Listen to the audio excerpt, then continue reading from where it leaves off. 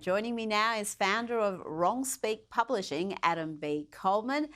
Adam, there was a great deal of scaremongering in this election campaign, a lot of misinformation. Trump was not only labelled a threat to democracy, but he was called a racist. And yet, 1 in 3 people of colour cast their vote for Donald Trump. That's according to exit polling published by NBC. As a man of colour yourself, did you feel pressure to stick with the Democrats? That's what's expected of those of us who are of colour, but people are making up their own minds. Yeah, personally speaking, I voted for Trump, and this was the first time I voted for Trump. So I don't feel any sort of pressure. I choose whoever I want, regardless. My skin color doesn't come into play. But I think what was very unusual in this political campaign was how many people like me who were vocal about not caring about any of those narratives, not scared to say publicly that they support Trump, and not scared to criticize the Democratic Party, who are supposed to be the saviors of all colored people of America, and say, hey, why don't you give us a candidate that actually cares about the things that we care about? And those things cross racial lines, right? What's going on with the economy? What's going on at the border? And it seems like you're trying to repackage the Biden administration policies and putting a fresh face on it and telling us it's something new, and it's not. So I think at the end of the day, most Americans care about their safety, they care about their economics and the sovereignty of their nation. Their skin color doesn't come into play.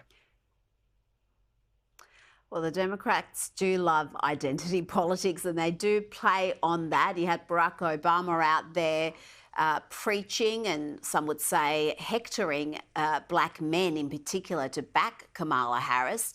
Do you think that backfired? Did that actually turn off potential voters? I don't think it helped whatsoever. I saw a lot of online backlash to his scolding.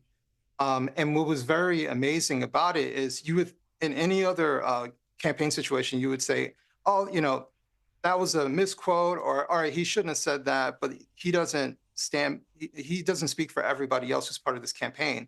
The crazy part was that everyone else followed up and said the same thing that he did. Everyone came out, all the celebrities, all the pundits, other politicians, they all came out and echoed what he stated. And so for me, this not only affirms what I've been saying for the past 4 or so years, that this party, one, is a misandrous party who has no problem chastising men in general, but two, they don't really rock with Black people unless they do exactly the thing that they want. And they don't care to win over Black Americans. They've become entitled, right? So they're freaking out over a possibility of losing 5%. We're supposed to get 100%. That's the level of entitlement that they have. And they don't think that they should persuade us, convince us. What do we get for this? Or do you care about what we care about? Shut up and vote for us is not a selling message for Americans, including Black Americans. And so I think a lot of Black Americans are waking up, they're asking questions, and they're not afraid to say, you know what? Forget the Democrats. I'm taking a chance on Trump.